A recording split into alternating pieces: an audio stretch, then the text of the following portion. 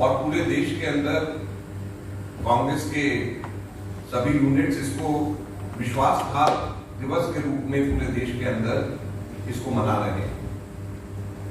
और आज अपनी बात शुरू करने से पहले हम लोग 125 से भी ज्यादा लोग जो नोटबंदी के बाद में जिन लोगों की नोटबंदी की दिक्कत और तकलीफों की वजह से जाने गई, उनको हम लोग श्रद्धांजलि देना चाहते हैं।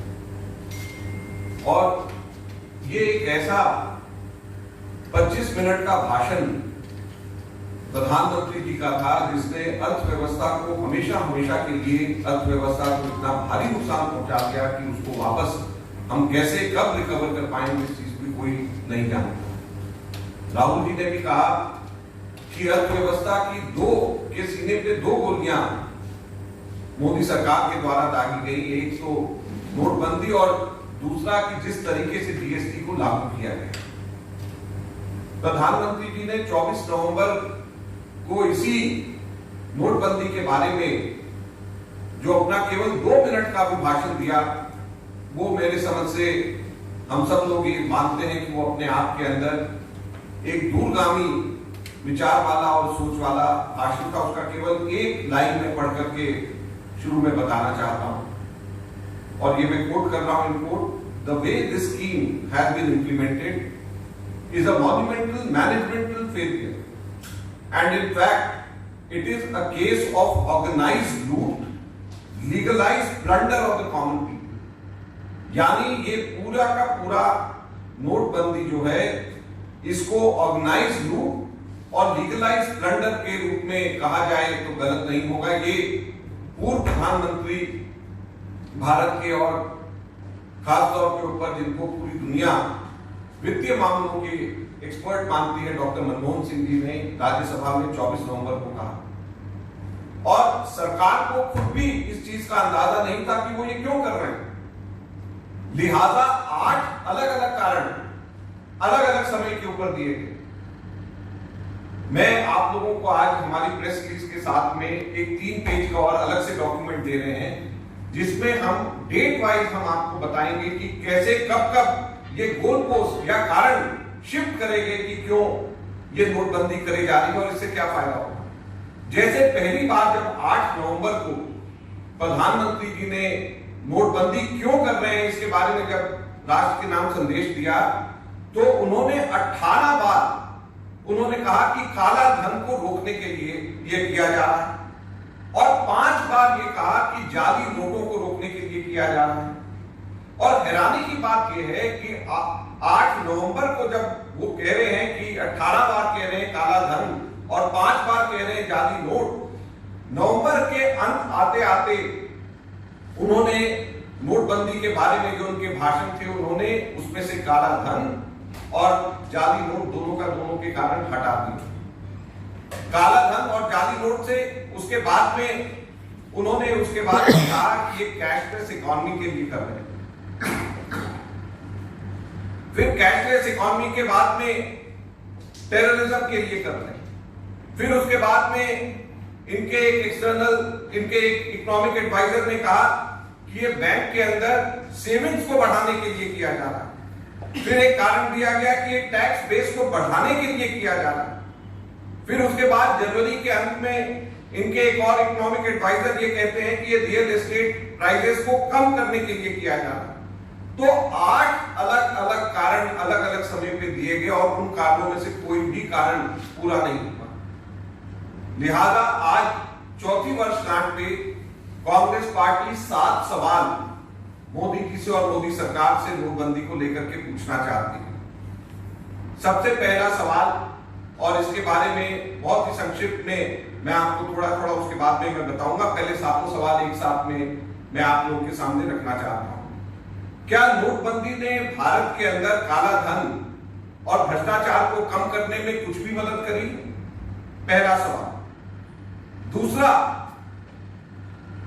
कि नोटबंदी के बाद में जाली नोट क्यों हिंदुस्तान में बढ़ गए हैं, जबकि खुद मोदी सरकार ने, मोदी जी ने 8 नवंबर को 5 बार, जैसे मैंने कहा अपने भाषण में कहा कि जाली नोट खत्म करने के लिए कहे गए, लेकिन मैं आपको बताऊंगा अभी आगे आंकड़ों से कि जाली नोट कैसे हिंदुस्तान में बढ़ गए हैं, और ये हमारे आंकड़े नहीं है, खुद सरकार के, भारत सरकार के आंकड़े हैं। तो हमारा प्रश्न है कि नोटबंदी के बाद में जाली नोट क्यों भारत में उनका संक्रमण बढ़ गया। तीसरा कि कैश ट्रांजैक्शन से कहते थे कम हो जाएगा इससे, तो नोटबंदी के बाद का कैश ट्रांजैक्शन क्यों बढ़ गए। और दूसरा इसके साथ और भी महत्वपूर्ण प्रश्न है इसी के साथ में कि क्या हिंदुस्तान में कैश ट्रांजैक्शन बंद होने चाहिए, क्या हिंदुस्तान ये अफोर्ड कर सकता है कि यहां पर पूरी की पूरी हमारी इकोनॉमी कैशलेस हो जाए। चौथा कि क्या टेररिज्म इस डिमोनेटाइजेशन से कम हुआ है। पांचवा जो बहुत महत्वपूर्ण है कि क्या बैंकों के अंदर सेविंग्स बढ़ गई है। छठा कि इन्होंने कहा था जैसे कि नोटबंदी के बाद रियल एस्टेट सेक्टर को बड़ा फायदा होगा, तो क्या रियल एस्टेट सेक्टर को फायदा हुआ है। आज रियल एस्टेट सेक्टर कहां पे। और सातवां जो सबसे महत्वपूर्ण प्रश्न है कि डिमोनेटाइजेशन नोटबंदी की वजह से भारत के अंदर बेरोजगारी जो बढ़ी है उसका कौन जिम्मेवार है, और इसका बेरोजगार और रोजगार के ऊपर इसका क्या असर पड़ा है, ये भी हम आप लोगों को बताना चाहेंगे। सबसे पहले काले धन के ऊपर आते हैं। आरबीआई के बोर्ड ने जब अपनी अप्रूवल डिमोनेटाइजेशन के लिए दी तो उन्होंने साफ ये उसके अंदर अप्रूवल में ही ये कहा कि भारत के अंदर काला धन लोगों का या तो सोना गोल्ड के रूप में या रियल एस्टेट जमीन के रूप में है, और इसके लिए इस वजह से उनका ये मानना था कि इसका काला धन के ऊपर कोई असर नहीं होगा। और वही हुआ। टोटल 500 और 1000 के 15.41 लाख करोड़ रुपए के नोट सर्कुलेशन में थे, और नोटबंदी के बाद में इसमें से 99.3% नोट वापस आ गए। 15,31,000 लाख करोड़ रुपीस इसमें से जो 99.3% इसकी करेंसी है जो हमारे कैश जो सर्कुलेशन में थी वो वापस आ गई। तो जब वो वापस आ गई तो फिर काला धन कहां पे रहा, काला धन किस तरीके से रोका। भ्रष्टाचार को रोकने की बात करते हैं तो उसका भ्रष्टाचार का उसके ऊपर असर ये हुआ कि 2016 के बाद जहां जहां पर नॉन बीजेपी की गवर्नमेंट है वहां पर खूब खुल करके एमएलए की खरीद फरोख्त हुई, और यहां पे इस पोडियम से एआईसीसी के माध्यम से कई बार हमने आपको बताया, प्रूफ दिए, साबित किया कि किस तरीके से एमएलए की खरीद फरोख्त चुनाव रेट्स के ऊपर कोशिशें करी जा रही हैं और कैसे हमारी सरकारों को डिस्टेबलाइज करा जा रहा है। ये भ्रष्टाचार का ये नतीजा है नोटबंदी के बाद में। तो इसका जवाब क्या मोदी सरकार देगी। दूसरा प्रश्न बहुत महत्वपूर्ण, जाली नोटों के बारे में इनका ये कहना है, मोदी जी का ये कहना था, मानना था कि इससे जाली नोट एकदम बंद हो जाएंगे। मैंने जैसे आपको पहले 2 बार बता चुका हूं कि 5 बार इन्होंने 8 नवंबर को जाली नोट की बात की, लेकिन उसका असली में जाली नोट का क्या आंकड़े। NCRB national crime record bureau जो कि होम मिनिस्ट्री के अंडर आता है, और एज एमओएस होम मैं खुद इस डिपार्टमेंट का इंचार्ज था एक समय के ऊपर, तो मैं आपको बताना चाहता हूं कि एनसीआरबी का की जो स्टैटिस्टिक्स है, जो डेटा है, जो लेटेस्ट रिपोर्ट है अभी 2020 में रिलीज हुई है, उसके अनुसार 2016 में 15,90,00,000 रुपए की फेक करेंसी केवल एक वर्ष के अंदर उस वक्त आए थे। उसके बाद में 2017 से लेकर के 2019 तक 3 वर्षों के अंदर जो जाली नोट है, फेक करेंसी नोट जो है, वो 116 करोड़ 85 लाख रुपए आए। यानी प्रति वर्ष औसतन जहां पर पहले 15.9 thousand करोड़ था, वो बढ़ करके अब जो है औसतन हर एक साल के अंदर बढ़ करके लगभग 3 गुना बढ़ गया है, जो कि फेक करेंसी जाली नोट जो बरामद हो रहे हैं, ये खुद एनसीआरबी की आंकड़े।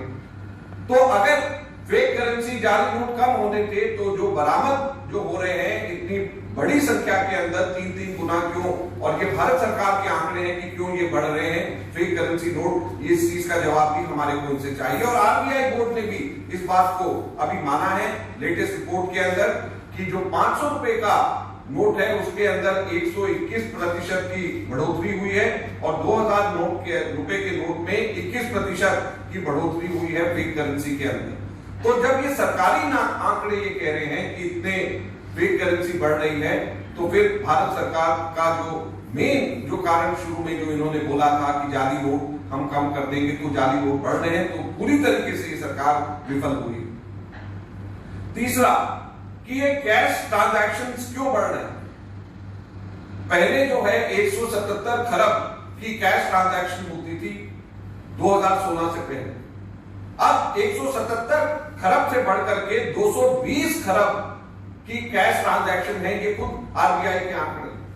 तो जब इतनी बड़ी तादाद के अंदर कैश ट्रांजैक्शन बढ़ रही है, तो ये कैश ट्रांजैक्शन बढ़ने की वजह से अब जो मोदी सरकार का उस वक्त जो बहाना और जो कारण बताते थे वो भी पूरी तरीके से जमीन पे गिर गया है।